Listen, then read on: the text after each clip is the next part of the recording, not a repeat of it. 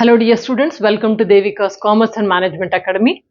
Today we'll see capital structure theories. Introduction I gave you about capital structure. And also I told you different types of theories are there. Mainly two types, modern approach and traditional approach, right? Just a recap of last class. Capital structure theories are two types. One is modern approach and traditional approach. In modern approach, we have three types of theories. One is net income approach, NI approach, net operating income approach, NOI. Net income, net operating income, Modigliani Miller approach. Three theories are there in modern approach.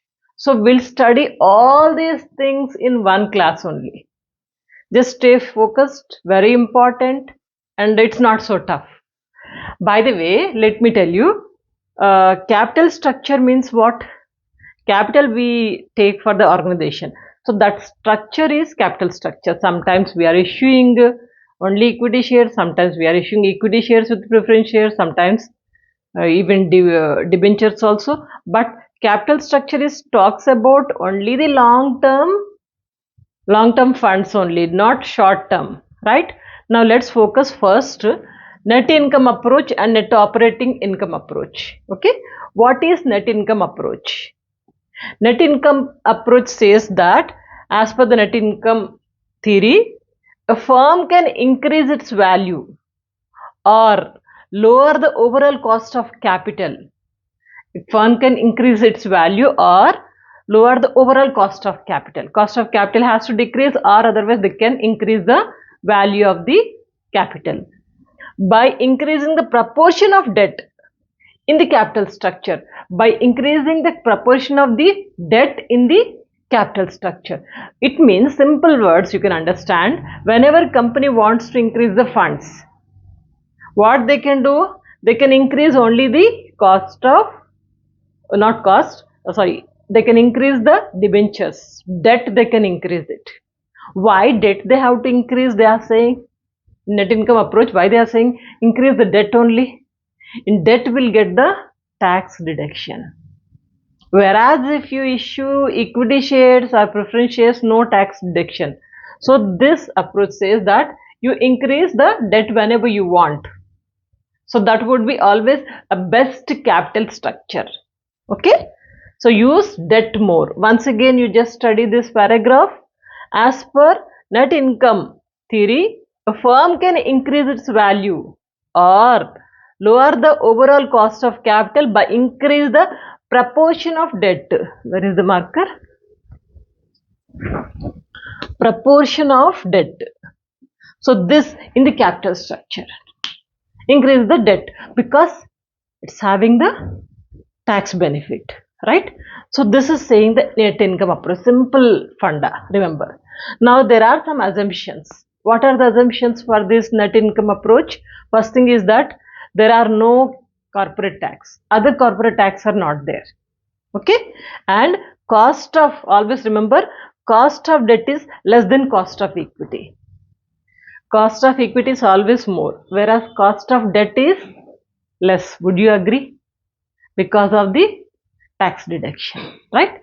So this is another assumption. Next, use of debt does not change the risk perception of the investor. If you use debt, that this is not going to make the perception of the investors. Okay, they'll be fine. They won't say any kind of objection. These are the main three assumptions. How do we calculate the value of the firm in net income approach? That formula, small formula is there. S is equal to NI by KE. S means market value of equity. This is we are going to calculate market value of the equity. And NI means earnings available to equity shareholders. How much earnings are available for the equity shareholder? That is NI. And KE, cost of equity. That's all. In simple one funda, remember what is net income approach means. This approach says that whenever you want fund, increase the debt. Because it is having always cost of capital is less, debt cost of capital is less than the equity capital. So that is why it is saying that use more debt. Understood? Now if you understood, let's talk about net operating income approach. Net operating income approach is opposite to this. So what it says is this. Now before going to that, so this net operating income approach is introduced by David Durand, Professor David Durand. He has introduced it. What is this approach? The market value of capital structure of firm depends on its net operating income. The market value of capital structure of firm depends on the net operating income. How much funds they are having, based on that market value is depending, and business risk, but not on the debt or whatever it may be. That is talking about in the second point. Did you understand the first point? Once again let me explain. The market value of capital structure of firm depends on its NOI, net operating income, and business risk. Market value depends on these two only. How much income they are earning and what is the business risk. Okay, and the change in capital structure will not lead any change in the total value of the firm and market price shares as well as per the cost of capital. The change in the capital structure will not lead to any change in the total value of the firm. Means whenever you are increasing the debt or decreasing the debt, whatever it may be, that doesn't make any change in the market value. That will be as it is only. There what we are saying, use more debt, and he is saying you can use debt or you can use whatever you want, but that doesn't make any difference. You can use anything. So this is saying by the net operating income approach. Now assumptions of this net operating income, there are no corporate taxes, just like same one. There are no corporate taxes. The overall cost of capital remains constant. Cost of capital always remains constant. If we study this, we are understanding it. Because cost of capital is not going to change at all, whether you are increasing the debt or decreasing the debt, that doesn't make any difference in the organization. Right? So that is why the assumption is the overall cost of capital remains always constant. Next, the market capitalizes the value of the firm as a whole. The market capitalizes. Market is going to capitalize the value of the firm as a whole. One firm is not going to make any difference. Market is going to decide the value of the each and every firm. Means totally in the hands of market. These are the three assumptions. Now how do we value the market value? So for the small formula, V is equal to EBIT by KO. What is V? V means value of the firm. There we said S, market value of equity S. Now here V is value of firm. What is the EBIT? Earnings before interest and tax. Earnings, the company earnings before interest and tax. KO, overall cost of capital. We were saying that cost of capital is not going to change at all. So that cost of capital. V is equal to EBIT by KO. Did you understand these two? Net income approach, net operating income approach. Simply remember, net income approach means they are encouraging whenever you want to raise the funds, please go for the increasing of the debt. Use more debt because debt is cheaper than the issue of shares. So that is why this is saying. And net operating income approach, what they are saying? They are saying that you may raise the debt or you may not. That doesn't make any difference in the value of the firm. Value of the firm will be as it is. What is going to make the change in the value of the company? That is market condition, but not the increase of the debt or what. Okay. So these two approaches, if you understand. Next, we'll talk about traditional approach. Approach we'll see later. Why I am taking this traditional approach, after these two we have discussed. Now, without covering this, I am jumping into the traditional method. Because traditional method approach is something is related to the net income and net operating income. NI, NOI. Combination of these two is the traditional method. So that is why let us study about first traditional method. What is this traditional method? So it is a mix of NI and NOI. That is why we can say it as an intermediate approach also. The same one, traditional method, we can say it is an intermediate approach. Why intermediate means it's a combination of NI and NOI. Now what is this traditional method is saying? See, the mix of debt and equity capital can increase the value of the firm. Understand this. The mix of debt and equity capital can increase the value of the firm up to certain limit only. The mixing of the debt and equity. So both are going to increase the value of the firm up to certain limit only. Beyond that limit, if you cross that limit, the financial leverage will increase its WACC, weighted average cost of capital. So if you are going to cross that limit, so this is going to increase its weighted average cost of capital. Weighted average cost of capital means on the whole. On the whole, that is going to increase, hence the value of the firm will decline. When weighted average cost of capital is increasing, automatically the value of the firm is going to decrease, right? So this is traditional approach, but most of the time you can see practically traditional approach is only applicable, and it looks some realistic because it's a combination of these two, and what they are saying is also certainly applicable.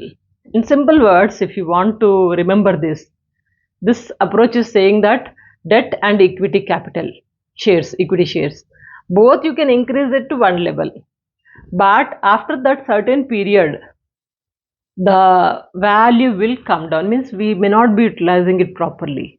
That is not going to work out properly for the organization. So company value will decline. So this is saying by the traditional approach. There is no particular calculations, but only the approach is saying a certain theory, right? Now how it is going to work out, there are some assumptions. First thing is that the firm pays 100% of its earnings as dividend. Assuming that company is paying total earnings as dividend. So company got earnings of 50 lakh. 50 lakh they are paying it as dividend. This is one assumption. Another one is that the total finance remains constant. Finance is always constant, no changes in the finance. And the operating profits means earnings before interest and tax, EBIT. Okay, the operating profits are not expected to grow. Operating expenses are not going to expected. Operating profits, not sorry, I said operating expenses. No, operating profits are not expected to grow. That is also constant. Okay, the operating profits means EBIT, earnings before interest and tax, are not expected to grow. Next one, the business risk remains constant. Business risk also remains constant, no changes. And there are only two sources of funds used by firm. What are those for? Those funds? Debt and shares, not anything else. Debt and shares. Shares means equity shares only, right? These are the assumptions of the traditional approach. Am I clear? In simple words, you can remember this one is encouraging to use the debt more, and net operating income approach is saying that use net, but whether using the debt or not doesn't make any difference in the organization. You can use it or you may not use it. And whereas traditional approach is saying you can use the debt and equity to some extent. Beyond that extent, the company, the company, organization, or its working capacity, everything is going to decline. Simple, you can remember like this. Am I clear? Want to take screenshot?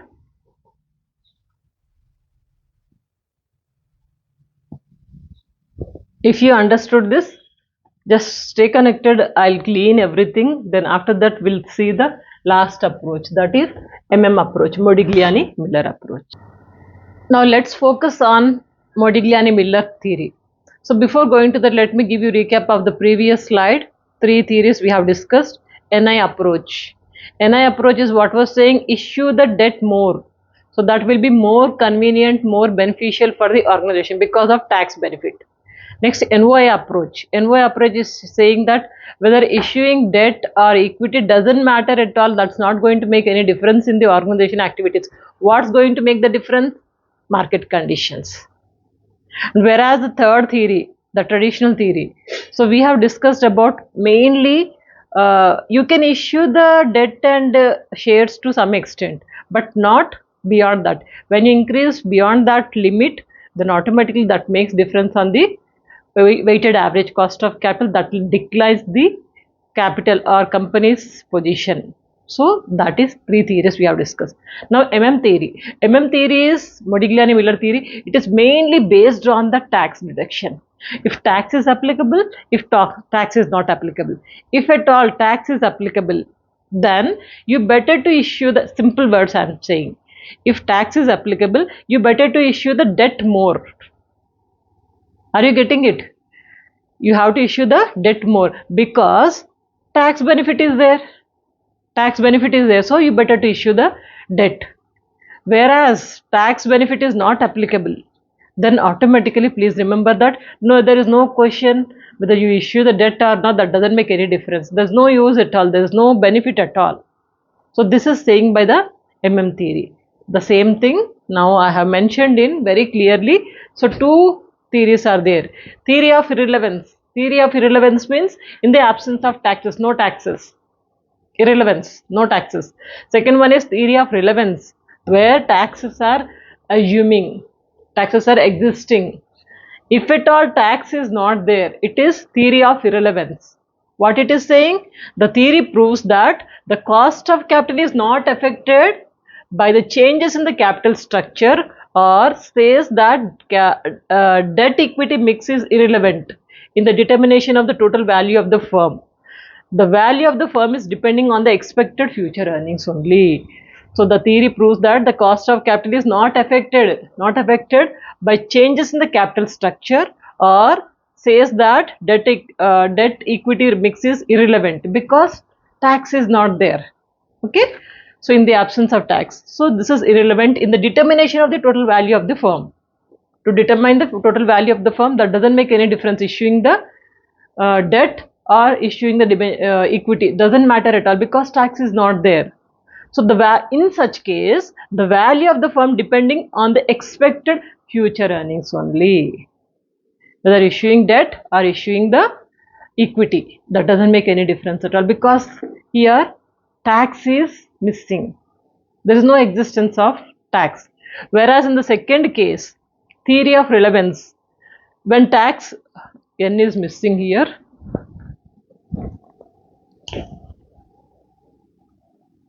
when taxes are assumed to exist, if taxes are there, then this theory is saying that you better to issue the debt. See, the value of firm will increase because of the tax benefit is there. In such case, the value of the firm will increase or cost of capital will decrease. Both are possible, or otherwise anything is possible. The value of the firm will increase or cost of capital will decrease with the use of debt. With the use of debt on account of the deductibility of increased changes in the tax purpose. When you have tax purpose, the value of the company will increase, or otherwise the company's cost of capital is going to decrease. Both are also possible. So this is Modigliani Miller approach. Now here, how do we calculate the value of the company? Simple formula. V is equal to EBIT by KO into 1 minus G. Same formula you have seen in the previous slide also. Only this was missing, 1 minus T. Now here, why we got it 1 minus T? Because tax benefit is there. Whenever we have tax benefit, we'll add this. So valuation of the firm is, V means value of firm. EBIT is, earnings before interest and tax. Earnings before interest and tax. KO, overall cost of capital. T is tax. Okay. So tax rate. That's all. This is how we can calculate the value of the firm in Modigliani Miller approach.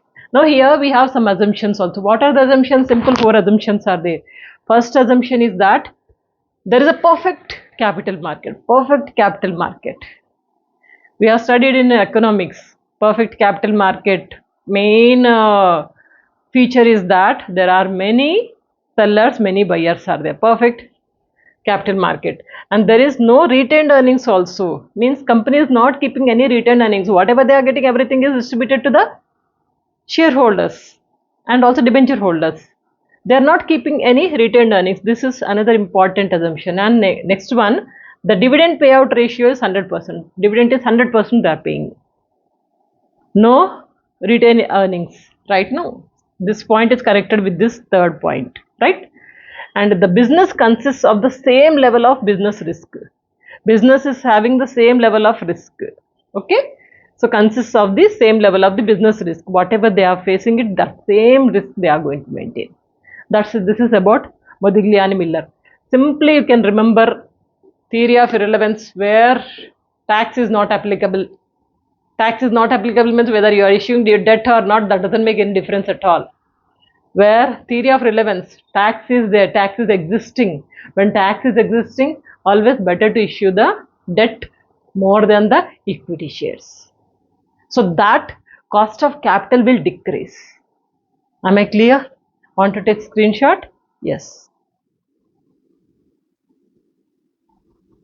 If this is clear, then we'll go to the next chapter, dividend.